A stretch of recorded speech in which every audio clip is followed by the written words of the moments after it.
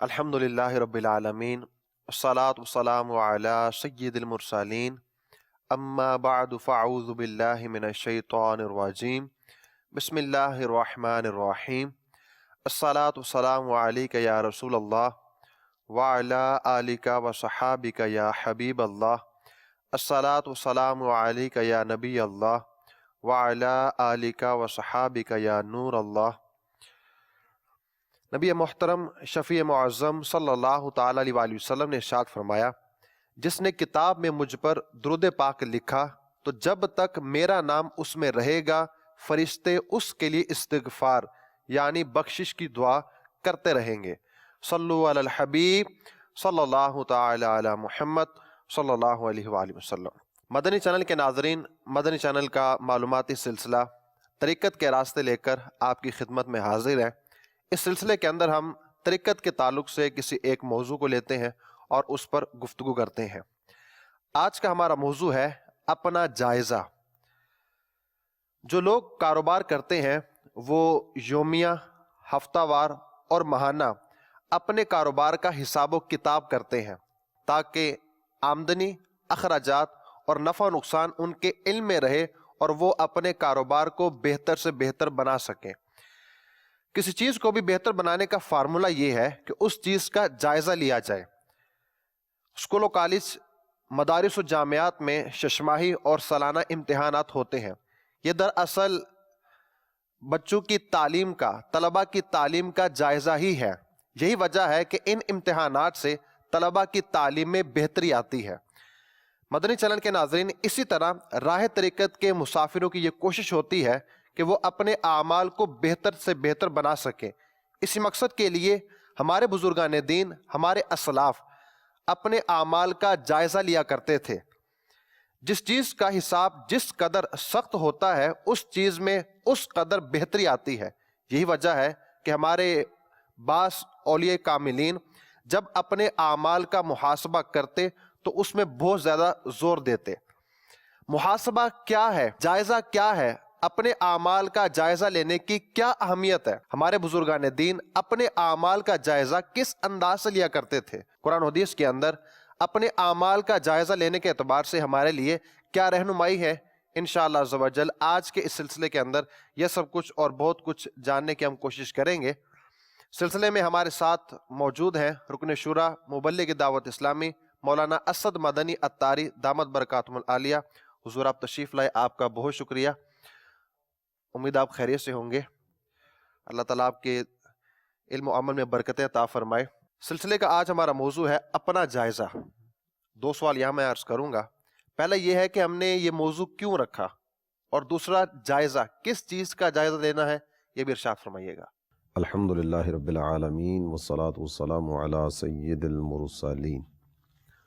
میرے پیارے اسلامی بھائی اور مدنی چینل کے ناظرین، اپنا جائزہ، یہ جو عنوان آج لیا گیا، آپ تصوف کی کوئی بھی کتاب لیں، اپنے اکابرین اولیاء کاملین میں سے کسی کی بھی سیرت کو پڑھیں، تقریباً تمام کتابوں میں اور اولیاء کرام کی سیرت میں ہر ایک کی زندگی میں نمایاں طور پر جو ایک چیز نظر آتی ہے وہ ہے محاسبہ نفس، اپنا جائزہ لینا، اپنے اعمال کو دیکھنا، پرکھنا، جانچنا، اپنی زندگی میں نیکیاں کتنی ہوئیں، گناہ کتنے سرزد ہوئے، گناہ فرمانی والا کام تو نہیں ہو گیا، کہیں کوئی ایسی غلطی تو نہیں ہو گئی جو اللہ تعالیٰ اور اس کے پیارے حبیب صلی اللہ تعالیٰ علیہ وآلہ وسلم کے ناراضی کا سبب بننے والی ہو۔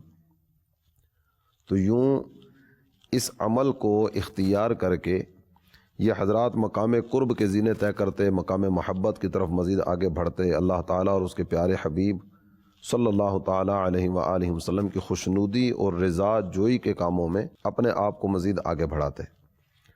تو اس موضوع کا انتخاب کرنے کی وجہ امید ہے کہ ابھی جو دو چار باتیں آپ کی خدمت میں عرض کی ہیں اس سے آپ سمجھ گئے ہوں گے کہ اپنا جائزہ لینا، اپنے اعمال کو جانچنا، اپنے اعمال کو پرکھنا، یہ ایک ایسا پاکیزہ عمل ہے کہ اگر سوچ بن جائے، ذہن بن جائے کہ مجھے نیکی کی راہ پہ چلنا ہے، تقوی اور پرہیزگاری کے راہ کو اپنانا ہے، اللہ تعالیٰ اور اس کے پیارے حبیب صلی اللہ تعالیٰ علیہ وآلہ وسلم کی رضا کی دولت کو حاصل کرنا ہے۔ اور پھر بندہ اپنا جائزہ لیتے ہوئے اگر آگے بڑھتا ہے، کہیں کو غلطی ہو گئی، کہیں کو نافرمانی ہو گئی، کہیں کو گناہ سرزد ہو گیا، تو اب ہوا، آئندہ ایسا نہ ہو، اس طرف توجہ، اور جو ہوا اس پر توبہ کرنا، اپنے رب کی بارگاہ کی طرف رجوع لانا۔ یہ ایک ایسا عمل ہے کہ جس کو اپنا کر بندہ اللہ تعالیٰ جل جلالہ کی رضا کی طرف قدم بڑھاتا ہے۔ تو اپنا جائزہ لینا، اس کی اہمیت بہت زیادہ ہے۔ انشاءاللہ آج کے سلسلے میں کئی ایک باتیں اس عنوان پر ہمارے سامنے آئیں گی۔ یہاں صرف ایک آیت کریمہ کا تھوڑا سا حصہ آپ کی خدمت میں عرض کروں گا۔ اللہ تعالیٰ جل جلالہ نے ارشاد فرمایا، وَلَا تَكُونُوا كَالَّذِينَ نَسُوا اللَّهَ، ان لوگوں کی طرح نہ ہو جاؤ جو اللہ کو بھول گئے۔ تو یہ جائزہ لینا اسی لیے ہے کہ کہیں ایسا تو نہیں کہ ہم ان لوگوں کی راہ کو اپنا لیں کہ جو اللہ تعالیٰ جل جلالہ کی یاد سے غافل ہو گئے، جنہوں نے رحمان کی بجائے شیطان کو راضی کرنے کا سلسلہ شروع کر لیا۔ تو یہ اپنا جائزہ کا عنوان اسی لیے لیا گیا تاکہ ہمیں بھی اپنا جائزہ اس عنوان پر غور کرنے کا موقع ملے، اور یہی پیغام ہم اپنے مدنی چینل کے ناظرین کو بھی پیش کرنے کی سعادت حاصل کریں۔ آپ نے دوران گفتگو لفظ استعمال کیا محاسبہ نفس، نفس کا محاسبہ کرنا، تو یہ نفس کیا چیز ہے؟ نفس اگر اس کو آسان لفظوں میں لینا تو ان تمام تر تعریفات کو پیش نظر رکھتے ہوئے، تو بعض اوقات میرے مدنی چینل کے ناظرین آپ اگر غور کریں تو ایک اندر سے آواز آتی ہے نا، کچھ اس طرح کی صورت بنتی ہے کہ بعض اوقات اندر سے آواز آ رہی ہوتی ہے جو برائی کی طرف لے کر جا رہی ہوتی ہے، بعض اوقات اندر ہی سے آواز آ رہی ہوتی ہے جو بندے کو برائی پر ملامت کر رہی ہوتی ہے، بعض اوقات نیکی کی راہ کی طرف وہ اندر ہی سے آواز آ رہی ہوتی ہے کہ یہ اچھا کام کیا جائے، برائی سے اپنے آپ کو بچایا جائے۔ تو یہ جو اندر سے آنے والی آواز ہے، اس کو اگر آپ یہ کہیں کہ یہ نفس کی آواز ہے تو یہ ایسے ہی ہوگا، برائی کی طرف لے جانے والی آواز، اچھائی کی طرف لے جانے والی آواز، گناہ پر ملامت کرنے والی آواز۔ ویسے اس کے بارے میں کہا جاتا ہے کہ نفس ایک جوہر لطیف کا نام ہے، یعنی ایک ایسا لطیف جوہر جو دکھنے میں نظر نہیں آتا، کہ جس کے بارے میں ہم کہیں کوئی اشارہ کر کے کہیں کہ جناب یہ جو اندر چیز ہے نا یہ نفس ہے، تو ایسا کچھ بھی نہیں ہے۔ یہ جوہر لطیف ہے، یعنی ایک ایسی چیز ہے جو محسوس نہیں ہو سکتی، ایک ایسی چیز ہے جو دیکھی نہیں جا سکتی، لیکن بندے کو برائی کی طرف لے جانے والی، بھلائی کی طرف لے جانے والی، برائی پر ملامت کرنے والی، یہ جو قوت ہے اسے نفس کہا جاتا ہے۔ اچھا، نفس ایک ہے، یہ برائی کی طرف بھی لے کے جا رہا ہے، اچھائی کی طرف بھی لے کے جا رہا ہے، تو نفس کیا اس کے دو چہرے ہیں، دو قسمیں ہیں؟ اس کے حوالے سے بھی نفس کی دو نہیں ہیں، تین قسمیں ہیں، نفس امارہ، نفس لوامہ اور نفس مطمئنہ۔ ان تینوں کا تذکرہ قرآن پاک میں ہے۔ نفس امارہ کا تذکرہ اللہ تعالیٰ جل جلالہ نے 13ویں پارے کی ابتدائی آیت کریمہ میں فرمایا، ان النفس لامارۃ بالسوء، نفس یہ تو برائی کا حکم دینے والا ہے۔ تو یہاں جس نفس کا ذکر کیا گیا نا، اسے نفس امارہ کہا جاتا ہے، جو اندر سے آواز آ رہی ہوتی ہے برائی کی طرف لے جانے کی۔ بعض اوقات اگر غور کیا جائے نا تو اللہ تعالیٰ محفوظ رکھے اور اللہ تعالیٰ ہمیں اپنی راہ پر چلنا ہی نصیب کرے۔ ایسی کیفیت ہوتی ہے کہ بندہ تنہائی میں بیٹھ کر اپنے گناہوں کو یاد کر کر کے رو رہا ہوتا ہے۔ بعض اوقات ایسی کیفیت ہوتی ہوگی کہ نماز تہجد کا وقت ہے، یہ بالکل ساری دنیا سو رہی ہے، یہ مصلی بچھا کر نوافل ادا کر کے اپنے رب کو یاد کر کر کے اپنے گناہوں پر رو رہا ہوتا ہے۔ یہ نوافل کا اہتمام بعض اوقات اس طرح کا ہوتا ہے، اور خوف خدا میں رونا اس طرح کا ہوتا ہے۔ اور کبھی کبھار ایسی صورت بھی ہو سکتا ہے، ہوتی ہو کسی کے ساتھ، کہ نماز فرض ادا کرنا ہی اس پر دشوار ہو جاتا ہو۔ یعنی ایک طرف وہ تنہائی میں جا کر بیٹھ کر رونا، اور ایک طرف فرض نماز کو ہی چھوڑ دینا۔ اب یہ دونوں چیزیں جو نا یہ بندے کے اندر سے ہو رہی ہوتی ہیں۔ تو جو برائی کی طرف لے کر جانے والا ہے، بے حیائی کی طرف لے کر جانے والا ہے، گناہ کی طرف لے کر جانے والا ہے، نافرمانی کی طرف لے جانے والا ہے، یہ نفس امارہ ہے۔ اور نفس کی دوسری قسم ایک ذکر کی گئی، نفس لوامہ۔ لوامہ اس کا مطلب ہے ملامت کرنے والا۔ قرآن پاک میں اللہ تعالیٰ جل جلالہ نے اس کی قسم یاد فرمائی ہے، لا اقسم بیوم القیامہ ولا اقسم بالنفس اللوامہ، قیامت کے دن کی قسم اور ملامت کرنے والی جان کی قسم۔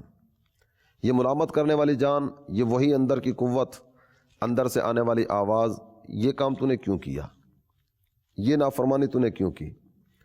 بعض اوقات یہ آواز مختلف جہتوں پر آ رہی ہوتی ہے یا مختلف چیزوں کو سامنے رکھ کے آ رہی ہوتی ہے۔ اب تو تیرے بال سفید ہو گئے کہ اب بھی رب کی نافرمانی کرے گا، اب تو تیری عمر، یعنی پہلے بچپن میں ہوتا ہے جوانی آنے والی ہے، جوانی میں ہوتا ہے بڑھاپا آنے والا ہے، ابھی بڑی زندگی پڑی ہے، اب تو بوڑھا ہو گیا، اب تو تیری جوانی بھی ڈھلتی چلی جا رہی ہے، کیا اب بھی رب کی نافرمانی کرے گا؟ داڑھی تیرے چہرے پر آ گئی، کیا داڑھی رکھ کر رب کی نافرمانی کرے گا؟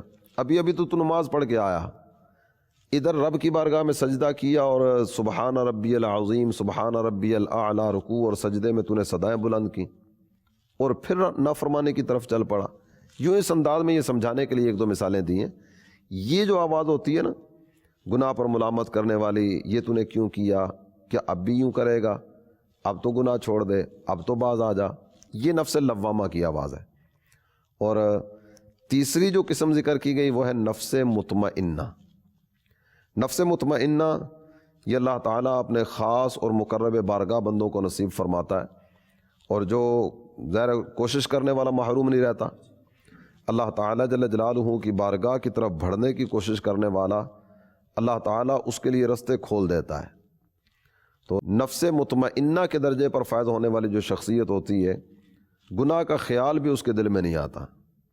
اللہ تعالیٰ جل جلالہ نیکی کی راہ پر چلنا اس کے لیے اتنا آسان کر دیتا ہے، اتنا آسان کر دیتا ہے کہ وہ جس طرح ہم روٹین میں کام کر رہے ہوتے ہیں نا، اتنے بجے سوئے، اتنے بجے بیدار ہوئے، پھر یہ کیا، پھر یہ کیا، پھر یہ کیا، یہ نیکیاں کرنا بھی اللہ تعالیٰ اپنے بندوں کے لیے آسان فرما دیتا ہے۔ وہ روٹین میں زندگی بسر کر رہے ہوتے ہیں، اس میں نماز بھی ہو رہی ہوتی ہے، اس میں تلاوت بھی ہو رہی ہوتی ہے، اس میں گناہوں سے بچنا بھی ساتھ ساتھ چل رہا ہوتا ہے، اور نیکی کے کاموں کی طرف ہی بڑھنے کا سلسلہ ہوتا ہے۔ اچھا، یہاں گفتگو کو سمیٹتے ہوئے ایک چیز کی طرف توجہ دلا دوں، نفس امارہ، نفس لوامہ اور نفس مطمئنہ، یہ تین درجے ابھی ہم نے بیان کیے۔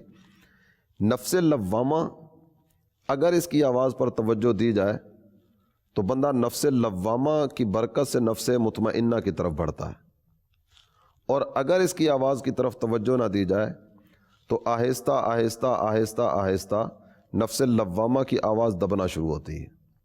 اگر بندہ توجہ کرنا شروع کرے، جس طرح ایک جملہ بولا جاتا ہے ضمیر زندہ ہو تو یہ کام آسان ہے، بندہ ضمیر کے کٹہرے میں اپنے آپ کو کھڑا کرے تو یہ کام اس کے لیے مشکل نہیں ہے۔ عام طور پر یہ لفظ استعمال کیے جاتے ہیں۔ تو ضمیر کی آواز سننا یہ اصل میں نفس لوامہ کی آواز کی طرف اشارہ ہوتا ہے۔ یعنی نفس لوامہ کی آواز سننے والا جب آواز سنتا ہے، اس پر عمل شروع کرتا ہے، تو نفس لوامہ مزید قوت اختیار کرتا ہے۔ چاہے یہ جب قوت اختیار کرے گا تو ہر نافرمانی کے وقت، ہر گناہ کے وقت، ہر بے حیائی کے کام کے وقت، ہر اللہ تعالیٰ کی نافرمانی کے وقت یہ آواز لگاتا رہے گا، تو بندہ نفس لوامہ سے نفس مطمئنہ کی طرف بڑھے گا۔ اور اگر اس کی آواز سنی انسنی کر دی تو اس کی آواز دبتے دبتے دبتے اب بندہ نفس امارہ کی آواز اور اس کی تحریک پر لبیک کہتے ہوئے آگے بڑھنا شروع کرے گا، جو کہ اس بندے کی ہلاکت خیزی کا سامان کرنے والا اور اس کو تباہی اور بربادی کی طرف لے جانے کا سبب بننے والا ہوگا۔ محاسبہ نفس، تو نفس کے بارے میں آپ نے اچھی مثالوں کے ساتھ آپ نے اس کی وضاحت فرمائی کہ اس کی تین اقسام ہیں، اور تینوں کے بارے میں آپ نے بیان فرمایا۔ اسی طرح ہم ایک اور لفظ سنتے ہیں مجاہدہ نفس، تو محاسبہ نفس کی وضاحت ہوگی، اگر اس کی بھی تھوڑی سی وضاحت ہو جائے، یہ مجاہدہ نفس کیا ہے؟ محاسبہ اور مجاہدہ یہ دونوں جدا جدا لفظ ہیں۔ محاسبہ کا مطلب تو یہ ہے کہ اپنے اعمال کا جائزہ لینا، اپنے اعمال کو پرکھنا، اگر نیکی کی تو اس پر اللہ کا شکر ادا کرنا، اگر نافرمانی کا کام ہوا تو توبہ کر کے اطاعت و فرما برداری کی طرف قدم بڑھانا، یہ محاسبہ ہے۔ اور مجاہدہ جو ہے وہ یہ ہے کہ اپنے آپ کو اپنے رب کی عبادت پر قائم رکھنا، اطاعت و فرما برداری میں کوشش کرنا، اور جو جس قدر کوشش کرنے والا ہوتا ہے وہ اسی قدر پانے والا ہوتا ہے۔ نبی محترم صلی اللہ تعالیٰ علیہ وآلہ وسلم کی ذات گرامی کو دیکھیں تو حضور صلی اللہ تعالیٰ علیہ وآلہ وسلم کی مبارک زندگی میں مجاہدہ یہ بہت زیادہ نظر آئے گا۔ سرکار علی وقار صلی اللہ تعالیٰ علیہ وآلہ وسلم کی مبارک ذات کو دیکھتے ہیں تو حدیث شریف میں باقاعدہ کئی طرح کی روایات موجود ہیں کہ سرکار دو عالم صلی اللہ تعالیٰ علیہ وآلہ وسلم کا نماز ادا کرنے کا انداز کیا تھا، اور نماز پنجگانہ کا اہتمام تو اپنی جگہ پہ ہے ہی، صلاۃ اللیل کا معمول کس طرح کا تھا، رات کو نوافل کی ادائیگی کا معمول کس طرح کا تھا، یہاں تک حدیث میں ذکر کیا جاتا ہے۔ حضرت مغیرہ بن شعبہ رضی اللہ تعالیٰ عنہ، یہ ان روایات میں سے ایک روایت آپ کی خدمت میں عرض کر رہا ہوں۔ آپ فرماتے ہیں سرکار دو عالم صلی اللہ تعالیٰ علیہ وآلہ وسلم نماز ادا فرماتے، اور نماز میں اتنا لمبا قیام ہوا کرتا تھا، اتنا لمبا قیام ہوا کرتا تھا۔ ویسے تو بعض روایات اس طرح کی بھی ہیں کہ جس میں دیکھنے والوں نے اس انداز میں ذکر کیا کہ ہمیں یوں لگتا تھا کہ یہ کوئی ایسی نماز ہے جس میں صرف قیام ہی قیام ہے، رکوع اور سجدہ ہے ہی نہیں ہے۔ اور بعض ایسی روایات بھی ملتی ہیں کہ جس میں یہ ذکر کیا گیا کہ سرکار دو عالم صلی اللہ تعالیٰ علیہ وسلم کی نماز جاری تھی یہاں تک کہ حضرت بلال اذان فجر دینے کے لیے مسجد میں آ گئے، عشاء کی نماز کے بعد سے یہ سلسلہ شروع ہوا۔ تو یہ مجاہدہ ہے، یعنی اللہ تعالیٰ جل جلالہ کی عبادت پر کوشش کرنا۔ یہاں جو روایت ذکر کی جا رہی ہے، حضرت مغیرہ بن شعبہ رضی اللہ عنہ فرماتے ہیں سرکار دو عالم صلی اللہ تعالیٰ علیہ وآلہ وسلم نماز ادا فرماتے یہاں تک کہ آپ کے قدمین شریفین سوج جایا کرتے تھے، اور جب آپ صلی اللہ تعالیٰ علیہ وآلہ وسلم کی خدمت اقدس میں عرض کیا جاتا اتکلف ھذا، آپ اس قدر تکلف فرماتے ہیں، اس قدر کوشش فرماتے ہیں، حالانکہ اللہ نے تو آپ کو وہ مرتبہ دی ہے کہ آپ کے رب نے آپ کے وسیلے سے آپ کے اگلوں اور آپ کے پچھلوں کے گناہ معاف کر دیے ہیں۔ تو جب اللہ نے آپ کے وسیلے سے اگلوں پچھلوں کے گناہ معاف فرما دیے، آپ کے وسیلے سے اگلے پچھلے بخشے جا رہے ہیں، تو آپ کو اتنی زیادہ مشقت اٹھانے کی حاجت کیا ہے؟ تو نبی پاک صلی اللہ تعالیٰ علیہ وآلہ وسلم جواباً ارشاد فرماتے افلا اکون عبدا شکورا، کیا میں اللہ کا شکر گزار بندہ نہ بنوں؟ سورہ طٰہٰ کو ابتدا سے اگر تلاوت کریں تو سورہ طٰہٰ میں ارشاد ہوتا ہے طٰہٰ ما انزلنا علیک القرآن لتشقی، میرے پیارے حبیب ہم نے قرآن اس لیے نازل نہیں کیا کہ آپ مشقت میں پڑ جائیں۔ تو یہ جو انداز ہے نا، یہ مجاہدہ ہے، محاسبہ میں اپنے اعمال کا جائزہ لینا اور اللہ کی عبادت پر کمر بستہ ہو جانا، اس کا نام مجاہدہ ہے۔ اس کا نام مجاہدہ ہے۔ ٹھیک، اچھا، ہم اپنے اعمال کا جائزہ لیں، اپنے اعمال کا محاسبہ کریں۔ قرآن مجید میں اللہ تعالیٰ نے اس تعلق سے اپنے بندوں کو کیا حکم ارشاد فرمایا ہے، اور جو لوگ اپنے اعمال کا محاسبہ کرتے ہیں، اپنے اعمال کا جائزہ لیتے ہیں، ان کی اللہ تعالیٰ نے تعریف کس انداز سے فرمائی ہے، اس حوالے سے بھی آپ کچھ ارشاد فرمائیں۔ قرآن پاک میں اللہ تعالیٰ جل جلالہ نے اپنے اعمال کا جائزہ لینے کا تذکرہ سورہ حشر میں فرمایا۔ ارشاد ہوتا ہے یا ایھا الذین آمنوا اتقوا اللہ ولتنظر نفس ما قدمت لغد واتقوا اللہ ان اللہ خبیر بما تعملون، اے ایمان والو اللہ سے ڈرو، اور ہر جان کو چاہیے کہ وہ یہ دیکھے اس نے کل کے لیے کیا بھیجا ہے۔ تو ہر جان کو چاہیے کہ یہ دیکھے اس نے کل کے لیے کیا بھیجا ہے۔ یہ اپنے اعمال کا جائزہ لینے اور اپنے اعمال کا محاسبہ کرنے کی طرف حکم دیا جا رہا ہے۔ ہر بندے کو چاہیے، روشن قبر کے لیے، روشن آخرت کے لیے، قیامت کے دن کی ذلت اور رسوائی سے بچنے کے لیے کس نے کیا کیا؟ حضرت عمر فاروق اعظم رضی اللہ عنہ فرمایا کرتے تھے حاسبوا انفسکم قبل ان تحاسبوا وزنوا اعمالکم قبل ان توزنوا، حساب کا وقت قریب آ رہا ہے، قبل اس کے کہ تمہیں میزان پر کھڑا کیا جائے، تم سے حساب لیا جائے اور تمہارے اعمال کو تولا جائے، تم اپنا حساب خود ہی کر لو۔ اپنا حساب کرنے سے مراد یہی ہے کہ نیکیاں کتنی کیں، کوئی غلطی تو نہیں ہو گئی، نیکیاں ہوئیں اللہ کا شکر ادا کرے، غلطی ہو گئی توبہ کرے، آئندہ بچتے ہوئے آگے بڑھے۔ تو قبل اس کے کہ تمہیں میزان پر لا کر کھڑا کیا جائے، اس وقت کے آنے سے پہلے اپنے اعمال کا جائزہ خود لے لو۔ اور یہ جو ابتدا میں نے آیت کریمہ کا حصہ تلاوت کیا وَلَا تَكُونُوا كَالَّذِينَ نَسُوا اللَّهَ، ان لوگوں کی طرح نہ ہو جاؤ جو اللہ کو بھول گئے۔ تو یہ بھی ایک معنوی طور پر اگر دیکھیں تو اس میں جو ارشاد فرمایا جا رہا ہے وہ اپنے اعمال کا جائزہ لینے کے لیے، یہ اپنے اعمال کو دیکھتے رہو، ان لوگوں کی طرح نہ ہو جانا جو اللہ تعالیٰ جل جلالہ کو بھول گئے۔ اور یہ بالکل واضح طور پر ایک بات فرما دی گئی لا یستوی اصحاب النار و اصحاب الجنہ، اصحاب الجنت هم الفائزون، اصحاب نار اصحاب جنت، جنت والے اور جہنم والے یہ آپس میں برابر نہیں ہیں، جنت والے کامیاب ہیں۔ تو یہ جو ارشاد فرمایا جا رہا ہے اس میں بھی اس چیز کی طرف اشارہ ہے، کیونکہ قرآن پاک سے جو حکم ثابت ہوتے ہیں وہ مختلف طرق سے، مختلف طریقوں سے ہوتے ہیں، اس میں ایک اشارۃ الناس بھی ہے۔ بعض علماء نے ذکر کیا کہ اس میں بھی اللہ تعالیٰ جل جلالہ نے بندے کی توجہ اس چیز کی طرف دلائی کہ بندہ اپنے اعمال کا جائزہ لے اور اس کے ذہن میں یہ چیز بیٹھ جائے کہ دو رستے ہیں، ایک صراط مستقیم ہے، ایک صراط جحیم ہے، ایک جنت کی طرف لے جانے والا ہے، ایک جہنم کی طرف لے جانے والا ہے۔ جنت کی راہ پہ چلنے والا کامیاب ہوگا اور جہنم کی راہ پہ چلنے والا یہ تو ناکام اور نامراد اور خیب و خاسر ہو جائے گا۔ تو یہ چیز جب تمہارے پیش نظر رہے گی اور تم اس کی طرف توجہ کرو گے تو اپنے رب کو راضی کرنے والے کاموں کی طرف بڑھو گے۔ آپ سورہ شمس اس کی تلاوت کریں۔ اللہ تعالیٰ جل جلالہ نے سورہ شمس میں والشمس وضحاها یہاں سے مختلف چیزوں کی قسمیں یاد فرمائیں۔ اسی میں خالق کائنات جل جلالہ نے ارشاد فرمایا وَنَفْسٍ وَمَا سَوَّاهَا فَأَلْهَمَهَا فُجُورَهَا وَتَقْوَاهَا قَدْ أَفْلَحَ مَنْ زَكَّاهَا وَقَدْ خَابَ مَنْ دَسَّاهَا۔ وَنَفْسٍ وَمَا سَوَّاهَا، نفس کی اور جس نے اسے ٹھیک بنایا اس کی قسم۔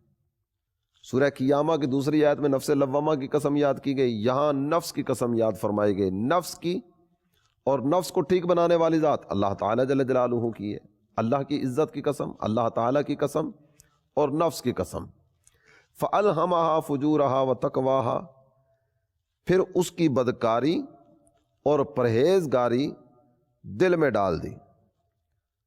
قد افلح من زکاہا وقد خاب من دساہا، یہاں اللہ تعالیٰ جل جلالہ نے دو طرح کے لوگوں کا تذکرہ کیا، ایک کامیاب ہونے والے، دوسرے ناکام ہونے والے۔ کامیاب ہونے والوں کا تذکرہ کیا قد افلح من زکاہا، مراد کو پہنچا وہ جس نے اسے ستھرا کیا، اس سے مراد یہاں نفس ہے، جس نے نفس کو پاک صاف ستھرا کر لیا وہ بندہ مراد کو پہنچا۔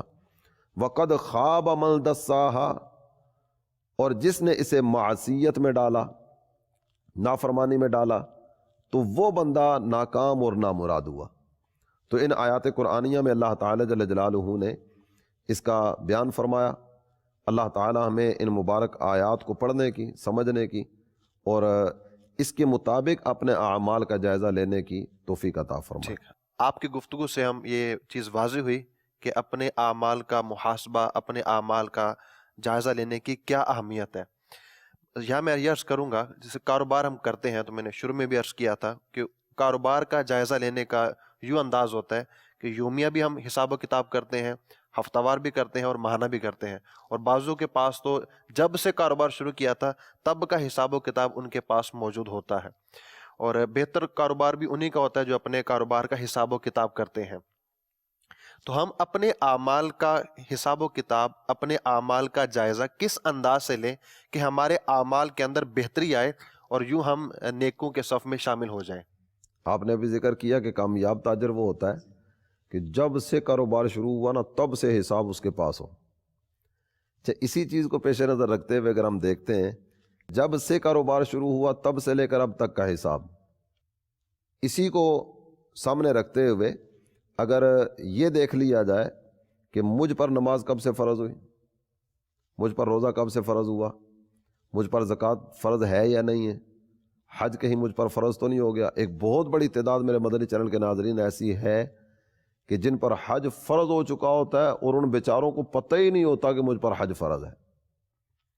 یقین جانیے واقعی درست کہہ رہا ہوں، حج فرض ہونے کے باوجود بیچارے کو پتہ ہی نہیں ہوتا، بیچارہ ہی کہیں گے اس کو کہ ایک اہم ترین کام اس کے ذمے آ چکا، اور ایسا کام جس کے بارے میں روایات میں نبی پاک صلی اللہ تعالیٰ علیہ وآلہ وسلم کے اس طرح کے ارشادات بھی موجود ہیں کہ جس کا خلاصہ یہ ہے کہ جس پر حج فرض ہوا اور اس کے باوجود اس نے حج نہیں کیا تو وہ چاہے یہودی ہو کر مرے یا عیسائی ہو کر مرے، یعنی اس کے ایمان ہی کا خطرہ ہے، تو وہ بیچارہ اسے پتہ ہی نہیں ہے۔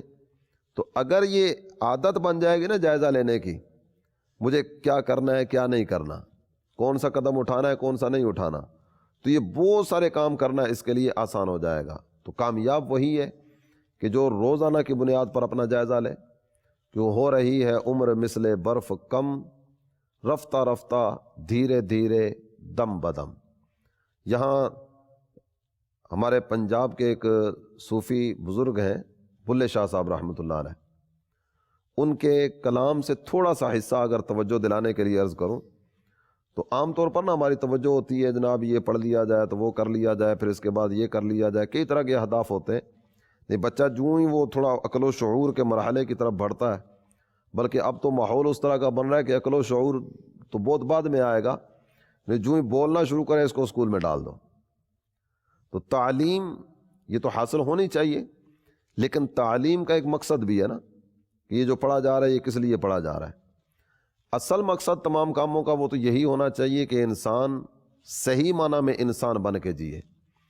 تو پہلے یہ پڑھ لیا، اس کے بعد جناب وہ پرائمری ہو گیا تو مڈل کر لیا تو میٹرک، اس کے بعد جناب وہ ایف اے بی اے، اب بی اے بھی اس سے بی ایس کی طرف بڑھے، اور اس کے بعد جناب پی ایچ ڈی، اور اس کے بعد مزید آگے یہ سلسلہ چل رہا ہوتا ہے۔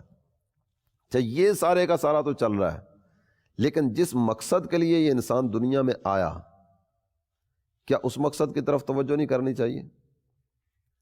وہ مقصد وما خلقت الجن والانس الا لیعبدون، اس آیت کریمہ میں فرما دیا گیا، اللہ تعالیٰ جل جلالہ فرماتا ہے میں نے جن اور آدمی اسی لیے پیدا کیے کہ وہ میری عبادت کریں۔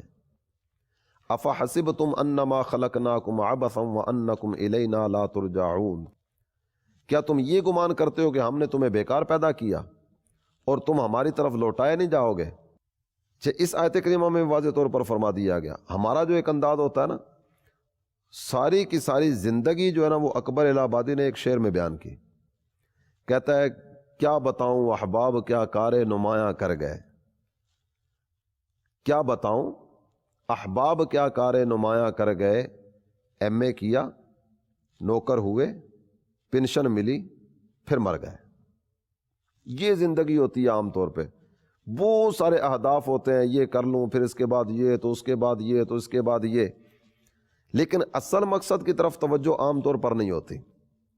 بلے شاہ صاحب رحمۃ اللہ علیہ کہتے ہیں پڑھ پڑھ عالم فاضل ہویوں، کدی اپنے آپ نو پڑھے ہی نہیں۔ اتنا کچھ پڑھ لیا، یہ سارا کچھ پڑھنے کے باوجود اپنے آپ کو پڑھنے کی طرف تو آئے نہیں۔ ایویں روز شیطان نہ لڑدا ہے، کدی نفس اپنے نہ لڑے ہی نہیں۔ پھر کہتے ہیں بلے شاہ آسمانی اڑدیاں پھڑدا ہے، جڑا گھر بیٹھا ہے انہوں پھڑے ہی نہیں۔ اگر اس سارے کا خلاصہ بیان کرے نا کہ تو کتابیں پڑھتا چلا جا رہا ہے، یہ فن پڑھ لو تو یہ موضوع پڑھ لو تو اس عنوان پر پڑھ لو، اپنے آپ کو پڑھنے کی طرف کب آئے گا؟ شیطان ہمارا دشمن ہے، یہ نعرہ عام طور پر ہوتا ہے اور در حقیقت ہے بھی، قرآن پاک نے اس کو دشمن ہمارا فرمایا، ان الشیطان للانسان عدو مبین، شیطان ہمارا دشمن ہے، کھلا دشمن ہے۔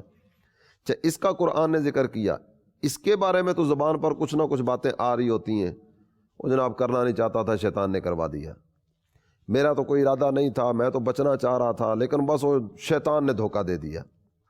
اس کا تذکرہ تو زبان پر ہوتا ہے، لیکن نفس اس کی طرف توجہ عام طور پر نہیں ہوتی۔ اور یہاں سمجھانے کے لیے انہوں نے ایک بات ذکر کی کہ بلے شاہ آسمانی اڑدیاں پھڑدیں، جڑا کر بیٹھا ہے انہوں پھڑے ہی نہیں۔ بڑے بڑے مار کے سر کرنے کا یہ تو خیال ہوتا ہے، لیکن جو اندر دشمن بیٹھا ہوا ہے اس کی طرف کبھی توجہ ہی نہیں گئی کہ اس کو بھی قابو کیا جائے، اور اس کو مات دے کر نیکی کی راہ کی طرف بڑھنے والا در حقیقت تو وہی کامیاب ہے۔ اچھا، کاروبار میں تو ایک مخصوص وقت ہوتا ہے حساب و کتاب کرنے کا، سارا دن دکان چلاتے ہیں، شام کو اس کا حساب و کتاب کرنا ہے کہ آج نفع کتنا ہوا، نقصان کتنا ہوا، آمدنی کتنی ہے اور اخراجات کتنے ہیں۔ تو اعمال میں بھی ایسا ہے کہ ایک مخصوص وقت رکھ لیں ہم دن کے اندر یا ہفتے کے اندر، اس وقت ہم اعمال کا ہم محاسبہ کریں۔ ہر کام کا وقت، یہ اچھی چیز ہوتی ہے کہ ہر وقت کے لیے ایک کام اور ہر کام کے لیے ایک وقت، یہ تو بہت پسندیدہ عمل ہے، لیکن اس کام کے لیے جو وقت رکھا جائے نا وہ ایسا وقت ہو کہ جس وقت میں اور کو لمبے چوڑے کام نہ ہو۔ ایک رش والا وقت ہوتا ہے، جس طرح دکاندار یہ کہے کہ جناب میں ایک مارکیٹ ہے، ہر مارکیٹ کا اپنا اپنا اسٹائل ہوتا ہے، ایک مارکیٹ ہے وہ 11 بجے کھلتی ہے اور 2-3 بجے وہاں رش ہوتا ہے اور کاروبار پورے جوبن پر ہوتا ہے. وہ کہتا ہے میں دن 2 بجے اپنا محاسبہ کیا کروں گا. تو اس وقت وہ گاہک نمٹائے گا یا اپنا حساب کرے گا؟ ایسے ہی ہر بندے کا اپنا اپنا ایک شغل ہوتا ہے، ہر بندے کی اپنی اپنی مصروفیت ہوتی ہے. رش والے وقت میں کوئی بھی اہم کام نہیں کیا جاتا، اور یہ اہم نہیں، اہم ترین کام ہے. اس کے لیے ایسا وقت رکھا جائے کہ جس وقت میں یہ آدمی تنہا ہو، کوئی اور مصروفیت نہ ہو، اور سب سے زیادہ جو پریشان کرنے والی چیز ہے نا وہ بھی اس وقت کنارے پر ہو، موبائل. کوئی یہ آپ بالکل بند کمرے میں بھی ہوں گے نا تو یہ بھی وہاں بھی آپ کے ساتھ کچھ نہ کچھ چھیڑ چھاڑ کرتا رہے گا. کبھی یہ آپ کو چھیڑے گا، کبھی آپ اس کو چھیڑیں گے. تو یہ بھی اس وقت پاس نہ ہو، اور اس وقت بندہ اپنے اعمال کا جائزہ لے. اچھا، یہ یومیہ ہو یا ہفتہ وار ہو؟ یومیہ کی بنیاد پر ہو. اور امیر اہل سنت نے جو ترغیب دلائی ہے نا وہ تو کم از کم یومیہ 12 منٹ کی ہے. روزانہ 12 منٹ ایک مخصوص وقت. اور وہ 12 منٹ، یہ 12 منٹ بھی صرف اور صرف نا ایک ذہن بنانے کے لیے ہیں، وگرنہ تو شاید 12 منٹ بھی کم ہوں گے. اور یقین جانیے اگر اس طرف غور بندہ کرنا شروع کر دینا اور اپنے اعمال کا جائزہ لینے کی عادت بنا لے تو یہ 12 سے ڈبل 12 ہوں گے، 25، 26، اور یہ سلسلہ بڑھتے بڑھتے انشاءاللہ اچھے انداز میں بہتری اور ترقی کی طرف جائے گا. جب ہم اپنے اعمال کا ہم محاسبہ کریں گے تو ہر طرح کے اعمال ہمارے سامنے آئیں گے، اچھے اعمال بھی سامنے آئیں گے، برے اعمال بھی سامنے آئیں گے. محاسبہ کرنے سے، جائزہ لینے سے اعمال تو سامنے آگے، دونوں طرح کے اعمال ہیں، اچھے اعمال بھی ہیں اور برے اعمال بھی ہیں. اب آگے کا مرحلہ کیا ہے؟ اچھے اعمال پر اپنے آپ کو شاباش دینی ہے اور برے اعمال پر اپنے آپ کو ملامت کرنی ہے. محاسبہ کرنے سے جب ہمارے سامنے اعمال آئیں گے تو ہمارے لیے اگلا مرحلہ کیا ہونا چاہیے؟ اچھے اعمال پر شاباش دینی ہے. اس پر تھوڑا سا غور کر لیا جائے کہ اچھے اعمال پر شاباش، تجھے شاباش تو نے نماز پڑھی، لیکن کیا اس کا جائزہ نہیں لیں گے کہ جو نماز پڑھی وہ کیسی پڑھی؟ نے جو نیک عمل کیا نا تو اس نیک عمل کا بھی اس انداز میں جائزہ ہونا چاہیے کہ یہ نیک عمل واقعی اس کے تقاضوں کے مطابق کیا. جب تقاضوں کے مطابق کر دیا، کوئی بھی نیک عمل ہے، زکوٰۃ کی ادائیگی ہے نیک عمل ہے، صدقہ خیرات نیک عمل ہے، نماز ادا کرنا نیک عمل ہے، قرآن پاک کی تلاوت کرنا اچھا عمل ہے. کوئی بھی نیک عمل کیا، پورا تقاضوں کے مطابق کیا، تو اب بھی اپنے آپ کو شاباش دینے کی بجائے اللہ تعالیٰ جل جلالہ کی رحمت کی طرف متوجہ ہو اور اپنے رب کی بارگاہ میں یہ فریاد پیش کرے، میرے مالک جو میں کر سکتا تھا وہ میں نے کیا. ہمیں دعا کا حکم دیا گیا نا، دعا کی تلقین تو باقاعدہ قرآن پاک میں آئی، لیکن قرآن ہی نے ہمیں ایک انداز دیا. ایک مقام پر تو یہ ارشاد فرمایا جا رہا ہے وَقَالَ رَبُّكُمُ ادْعُونِي أَسْتَجِبْ لَكُمْ، تمہارے رب نے فرمایا مجھ سے دعا مانگو میں تمہاری دعا قبول کروں گا.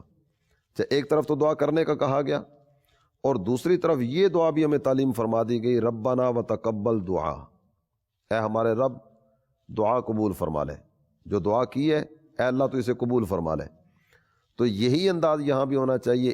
عبادت کا بھی محاسبہ، عبادت کا بھی جائزہ تقاضوں کے مطابق ہوئی یا نہیں ہوئی، کہ ریاکاری اس کو برباد کرنے کا سبب تو نہیں بن جائے گی، اور جو ہو گیا اب اس پر اللہ تعالیٰ جل جلالہ کی بارگاہ کی طرف توجہ، یہ سلسلہ ہو. اور اس کے بعد جو ہے نا دوسرا جو آپ نے ذکر فرمایا کہ اچھے اعمال اور برے اعمال، اچھے اعمال پر شاباش اور برے اعمال پر کیا کرنا ہے؟ ملامت کرنی ہے اپنے آپ کو. برے اعمال پر ملامت کرنی ہے. تو برے اعمال پر اپنے آپ کو ملامت بھی کرے اور مزید آگے کی طرف بڑھنے کا بھی ہو کہ آئندہ کبھی بھی زندگی میں یہ گناہ نہیں کروں گا. اور جب جو ہے نا وہ شاباش ملتی ہے تو ذہن بنتا ہے کہ میں نے آگے جانا ہے، اور کسی غلط کام میں جب ملامت ہوتی ہے تو پھر یہ ذہن بنتا ہے کہ اس کام کو میں نے نہیں کرنا. تو اگر ہم یہ کریں گے تو اس کا فائدہ یہ ہوگا کہ ہمارا نیکیوں میں آگے بڑھنے کا ذہن بنے گا. آپ کے سامنے ایک حدیث شریف عرض کرتا ہوں. اس حدیث کے راوی ہیں صحابی رسول حضرت سیدنا عمرو بن عاص رضی اللہ تعالیٰ عنہ، ان کی بات عرض کرتا ہوں. حضرت سیدنا عمرو بن عاص رضی اللہ تعالیٰ عنہ، آپ کا جب آخری وقت آیا نا، نزع کی کیفیت طاری ہونے لگی، اس کیفیت میں آپ نے رونا شروع کیا اور بہت دیر تک روتے رہے. کیفیت یہ تھی کہ کچھ لوگ حاضر خدمت ہیں آپ کی زیارت کرنے کے لیے، آپ کا قرب پانے کے لیے، آپ کی کیفیت اور آپ کی طبیعت معلوم کرنے کے لیے. آپ نے اپنا چہرہ دیوار کی طرف کر لیا، دیوار کی طرف منہ کر کے نا روتے چلے جا رہے ہیں۔ ان کے بیٹے اپنے والد کی وہ کیفیت دیکھ کر نا کہ آپ لگاتار روتے چلے جا رہے ہیں، لگاتار روتے چلے جا رہے ہیں، اور کیفیت بھی آخری محسوس ہو رہی ہے کہ نزع کی کیفیت طاری ہے۔ بیٹے تسلی کے لیے کہہ رہے ہیں کہ میرے ابا جان، کیا اللہ کے رسول صلی اللہ تعالیٰ علیہ وسلم نے آپ کو یہ خوشخبری نہیں سنائی تھی؟ کیا اللہ کے پیارے حبیب صلی اللہ تعالیٰ علیہ وسلم نے آپ کو یہ مبارک نہیں دی تھی؟ وہ وعدے جو سرکار دو عالم صلی اللہ تعالیٰ علیہ وسلم نے ان سے فرمائے تھے، وہ ان وعدوں کا تذکرہ کر رہے ہیں۔ کیا سرکار نے یہ نہیں کہا تھا؟ کیا اللہ کے پیارے حبیب نے یہ نہیں کہا تھا؟ جب آپ نے اپنے بیٹے کی یہ باتیں سنی تو ان کی طرف متوجہ ہوئے اور اپنے بیٹے کی طرف متوجہ ہو کر کہتے ہیں کہ میرے پیارے بیٹے، جب میں نے کلمہ پڑھا نا اور اللہ کے پیارے حبیب صلی اللہ تعالیٰ علیہ وآلہ وسلم کی خدمت اقدس میں حاضر ہوا، اس وقت کو سامنے رکھوں، پچھلے وقت کو سامنے رکھوں، اس کے بعد کے وقت کو سامنے رکھوں، تو میں اپنی زندگی کو 3 حصوں میں تقسیم کرتا ہوں۔ پہلا وقت وہ ہے جب میں مسلمان نہیں ہوا تھا، اس وقت میری کیفیت یہ تھی کہ میں اپنے بارے میں جائزہ لوں نا، تو اس وقت مجھے جو اپنی کیفیت لگتی ہے نا وہ یہ تھی کہ شاید دنیا میں اللہ کے پیارے نبی صلی اللہ تعالیٰ علیہ وآلہ وسلم سے نفرت کرنے والوں میں کسی نمایاں پوزیشن پر ہوں گا۔ میرے دل میں بغض تھا، نفرت تھی، عداوت تھی۔ اگر اس حالت میں مر جاتا لَكُنْتُ مِنْ أَهْلِ النَّارِ، تو میں جہنمی ہوتا۔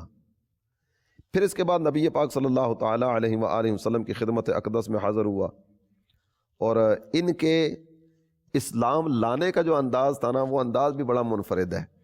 یہ سرکار دو عالم صلی اللہ تعالیٰ علیہ وآلہ وسلم کی خدمت اقدس میں حاضر ہوئے اور محبوب کی بارگاہ میں آ کر کہتے ہیں ابسط یمینک فلابایعک، اے اللہ کے پیارے حبیب صلی اللہ تعالیٰ علیہ وسلم، اپنا دست انور آگے کیجئے تاکہ میں آپ کے ہاتھ میں ہاتھ دے کر بیعت کروں۔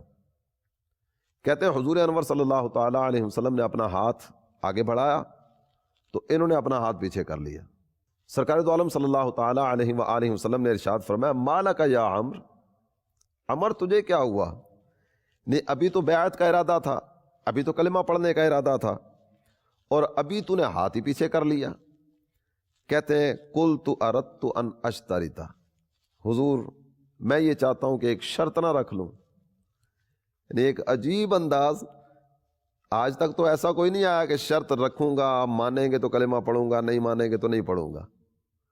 تو میں نے خدمت اقدس میں عرض کیا حضور شرط رکھنا چاہتا ہوں۔ سرکار دو عالم صلی اللہ تعالیٰ علیہ وسلم نے ارشاد فرمایا کون سی شرط رکھو گے؟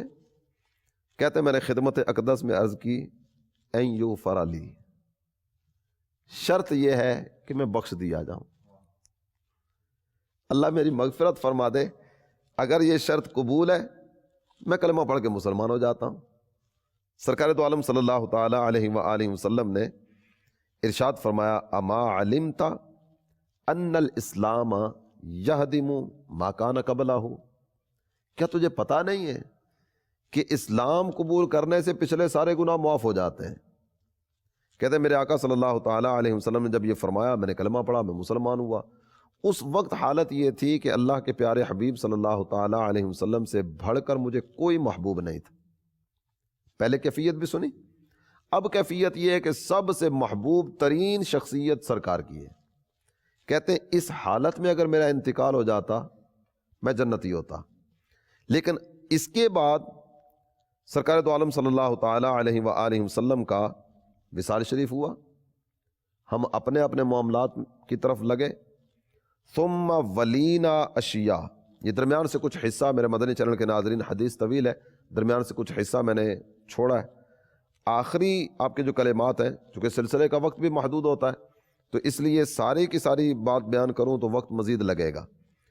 اس کے بعد آپ ارشاد فرماتے ہیں مختلف طرح کے کاموں میں ہم لگ گئے، مختلف طرح کی مصروفیات ہو گئیں۔ اس وقت حالت کیا ہے میں نہیں جانتا۔ نہیں، یہ محاسبے کا ایک انداز ہے نا، حالانکہ صحابی رسول ہے، ہر صحابی جنتی ہے، وَكُلًّا وَعَدَ اللَّهُ الْحُسْنَى، اللہ نے وعدہ فرمایا، اس لیے ہم نعرے لگاتے ہیں ہر صحابی نبی جنتی جنتی۔ تو یہ نعرے اسی لیے ہم بلند کرتے ہیں، ہر صحابی نبی جنتی ہے۔ آپ ارشاد فرماتے ہیں اس وقت کیا حالت ہے میں نہیں جانتا، حالانکہ صحابی رسول ہیں، اپنے اعمال کا جائزہ، اپنا محاسبہ، اس کے پیش نظر آپ نے یہ کلمات ذکر فرمائے۔ اس کے بعد آپ نے اپنے بیٹے کو کچھ نصیحتیں کی، میں انتقال کر جاؤں تم یہ کام تم نے کرنے ہیں۔ آگے اس میں کچھ چیزیں آپ نے ذکر فرمائی ہیں، چونکہ وہ موضوع سے کچھ ہٹ کر بھی ہیں اور سلسلے کا وقت بھی مختصر ہے، اس لیے ہم اگلے مدنی پھول کی طرف بڑھیں گے۔ اچھا حضور، پہلے کے دور کے اندر گناہ جو تھا وہ آج کی بنسبت قدر مشکل تھا، اور اس دور میں نیکیاں کرنا کچھ آسان تھا، تو لوگ جو ہے وہ نیکیوں کی طرف راغب تھے اور اپنے اعمال کا محاسبہ بھی کرتے تھے، اپنے اعمال کا جائزہ بھی لیا کرتے تھے۔ آج کے دور کے اندر گناہ جو ہے وہ قدر آسان ہے، نیکیاں کرنا ہمارے لیے جو ہے نا وہ مشکل ہو گئی۔ تو آج کے دور میں ہمیں جو ہے وہ اپنے اعمال کا محاسبہ کرنا، ہمیں اس کی کتنی حاجت ہے، اور ہمیں یہ کس انداز سے یہ کرنا چاہیے، اور کس انداز سے یہ ہمارے لیے آسان ہو سکتا ہے، اس حوالے سے بھی کچھ آپ مدنی پھول ارشاد فرمائیں۔ میرے مدنی چینل کے ناظرین، حقیقت تو یہی ہے کہ پہلے جو سلسلہ ہوتا تھا نا، تو پہلے گناہ کرنے کے لیے بندے کو گھر سے نکلنا پڑتا تھا، اور اب جو کیفیت ہوتی چلی جا رہی ہے نا گناہ کے لیے، شاید جس طرح یہ نیٹ یوزر اب بند کمرے میں جا کر وہ پتہ نہیں کیا کیا مناظر دیکھتے ہوں گے، کس طرح کے سلسلے ہوتے ہوں گے۔ اللہ تعالیٰ عافیت نصیب فرمائے۔ جس قدر گناہ بڑھتا چلا جائے گا نا، اسی قدر اپنے اعمال کا محاسبہ اور اپنے اعمال کا جائزہ، اس کی اہمیت بھی بڑھتی چلی جائے گی۔ قدم قدم پر نافرمانیاں، قدم قدم پر گناہ، قدم قدم پر نہ جانے کس طرح کے طوفان بدتمیزی اور کس طرح کے گناہوں کے دروازے کھلے نظر آتے ہیں۔ تو ان تمام تر چیزوں کے ہوتے ہوئے جس قدر زیادہ توجہ ہوگی آخرت کی طرف، اسی قدر برکتیں حاصل کرنے کا سلسلہ ہوگا۔ پہلے کے دور میں نمازی زیادہ تھے، پہلے کے دور میں خوف خدا رکھنے والے زیادہ تھے، پہلے کے دور میں اچھی صحبتیں زیادہ تھیں۔ اس وقت نا تمام تر معاملات میں ہم تنزلی کی طرف جا رہے ہیں۔ اچھی صحبتیں نایاب نہیں لیکن کم یاب ضرور ہیں، اور بعض اوقات تو ایسی صورت بھی ہوتی ہے کہ جس کو اچھا سمجھ کر اس کے قریب ہوتے ہیں تو وہاں بھی کہانی کچھ اور نظر آ رہی ہوتی ہے۔ تو جس قدر اللہ تعالیٰ جل جلالہ کی رحمت کو حاصل کرنے کے لیے اپنے اعمال کا جائزہ، گناہوں سے بچنے کی کوشش یہ بڑھائیں گے، اسی قدر برکتیں پائیں گے۔ دو آیات مبارکہ آپ کی خدمت میں عرض کروں۔ وَأَمَّا مَنْ خَافَ مَقَامَ رَبِّ وَنَهَى النَّفْسَ عَنِ الْهَوَىٰ فَإِنَّ الْجَنَّةَ هِيَ الْمَأْوَىٰ، جسے اپنے رب کے حضور کھڑے ہونے کا ڈر مل گیا اور اس نے اپنے آپ کو نفسانی خواہشات سے بچا لیا، اپنے نفس کو خواہشات سے بچا لیا، قرآن ارشاد فرماتا ہے جنت ہی ایسے لوگوں کا ٹھکانہ ہے۔ تو آئیے جنت کی طرف قدم بڑھائیں اور اپنے آپ کو اپنے رب کی نافرمانی کے کاموں سے بچائیں۔ میرے مدنی چینل کے ناظرین، الحمدللہ ثم الحمدللہ، دعوت اسلامی کے مدنی ماحول میں اپنے اعمال کا جائزہ، اس کو اب باقاعدہ اہتمام کیا جاتا ہے، اور اس کا اہتمام امیر اہل سنت کی مدنی سوچ کا نتیجہ ہے کہ آپ باقاعدہ سے اس کا ذہن بھی عطا فرماتے ہیں، اور آپ نے اس ذہن کو، اس سوچ کو عام کرنے کے لیے ایک نہیں ایک مدنی انعامات کے رسالے ہمیں عطا فرمائیں۔ چاہے یہ جو رسالے آپ دیکھ رہے ہیں نا، اس میں الحمدللہ ثم الحمدللہ یہ کئی طرح کے رسالے ہیں۔ اس وقت جو رسالہ میرے ہاتھ میں ہے یہ 92 مدنی انعامات کا رسالہ ہے، اور یہ جامعۃ المدینہ عالم کورس کرنے والے طلباء اسلامی بھائیوں کے لیے ہے۔ یہ 92 مدنی انعامات کا مطلب 92 سوالات ہیں، سوالات اپنا جائزہ لینے کے لیے، اپنا محاسبہ کرنے کے لیے کہ آج کا دن کیا کیا کرنا تھا اور کیا کیا کیا۔ 83 مدنی انعامات کا رسالہ یہ جامعۃ المدینہ للبنات کی طالبات کے لیے۔ جامعۃ المدینہ کی طالبات یعنی عالمہ بننے والی اسلامی بہنیں اپنے اعمال کا جائزہ لیں۔ یہ 83 سوالات ہیں، دن کیسے گزارنا تھا، کیسے گزارا، اس میں ہفتے میں کرنے والے کام بھی ہیں، ماہانہ کرنے والے کام بھی ہیں، کیا کرنا تھا اور کیا کیا۔ اسی طرح مدنی منوں کے لیے جو کسی مدرسے میں پڑھتے ہیں، کسی اور جگہ پڑھتے ہیں، ان کے لیے 40 مدنی انعامات۔ اسی طرح جو دیگر مدنی انعامات کا سلسلہ رکھا گیا، تو ان مدنی انعامات میں چونکہ دعوت اسلامی جیلوں میں بھی کام کرتی ہے، جیل میں قیدی جاتے ہیں، تو جیل کے قیدیوں کے لیے 52 مدنی انعامات، ہر ایک سے اس کی کیفیت کے حساب سے اور وہ کیا کر رہا ہے، اس کا طبقہ کون سا ہے، اس کا ماحول کس طرح کا ہے، اس طرح کے سوالات ہوتے ہیں۔ تو یہاں جو سوال کیا جا رہا ہے، ویسے تو یہ 52 سوالات ہیں، ان میں سے 41 نمبر سوال، 41 نمبر، کیا آپ نے اپنے کپڑوں، بدن، بستر اور اپنے بیرک میں صفائی کا خیال رکھا؟ وہ جیل میں مختلف بیرک بنے ہوتے ہیں، تو کیا آپ نے بیرک میں صفائی کا خیال رکھا ہے؟ کپڑے، بدن، بستر اور تمام وہاں کا ماحول۔ اس کے بعد مزید دوسرا اسی سوال کا جز ہے، نیز آپ نے شریعت کے دائرے میں رہتے ہوئے جیل انتظامیہ کے ساتھ تعاون کیا؟ تو یہ جائزہ لینے کا انداز۔ تو مدنی چینل کی وساطت سے جیل خانہ جات کا جو ہمارا پورا ایک شعبہ ہے ملکی سطح پہ جو کام کرتا ہے، ان سب کی توجہ بھی اس چیز کی طرف دلاؤں گا کہ الحمدللہ دعوت اسلامی قیدیوں کو بھی یہی سوچ دیتی ہے کہ آپ کے ساتھ تعاون کریں۔ تو جب ہم قیدیوں کو آپ کے ساتھ تعاون کا ذہن دیتے ہیں تو آپ کو بھی چاہیے کہ آپ ہمارے ساتھ تعاون کریں، تاکہ یہ جیل میں قیدیوں کی تربیت کا سلسلہ مزید اچھے سے اچھے انداز میں چلتا چلا جائے۔ اور آپ کو تو چاہیے کہ جن جیلوں میں مدنی کام نہیں ہوتا، آپ خود دعوت اسلامی والوں سے رابطہ کر کے جیلوں میں مدنی کام شروع کروا دیں۔ اسی طرح 27 مدنی انعامات، اور آپ کو یہ جان کر حیرانی ہوگی کہ یہ 27 مدنی انعامات جو آپ کے سامنے ابھی عرض کرنے جا رہا ہوں، یہ اس طبقے کے لیے جس طبقے کی طرف کسی کی توجہ ہی نہیں ہوتی۔ جی ہاں، بالکل درست کہہ رہا ہوں، جس طبقے کی طرف کسی کی توجہ نہیں ہوتی، یہ اس طبقے کے لیے ہیں۔ اور یہ 27 مدنی انعامات گونگے بہروں کے لیے ہیں، جو بول نہیں سکتے، جو سن نہیں سکتے، کہ یہ جو سوالات ہیں نا، یہ سوالات بھی اشاروں کی زبان میں ہیں، اشاروں کی زبان میں سوالات ہیں اور باقاعدہ سے اشاروں کی پکچر ہیں۔ اسی طرح اسلامی بہنوں کے لیے اور اسلامی بھائیوں کے لیے یہ بھی الگ الگ ہیں۔ 63 مدنی انعامات اسلامی بہنوں کے لیے اور 72 مدنی انعامات اسلامی بھائیوں کے لیے۔ تو یہ معاشرے کو سیدھی راہ پر چلانے کا زبردست انداز امیر اہل سنت کا مدنی انعامات۔ آپ سب کو یہ عرض کروں گا کہ جو جس شعبے سے تعلق رکھتا ہے، اپنے شعبے کے حساب سے مدنی انعامات کا رسالہ اپنے پاس رکھیں۔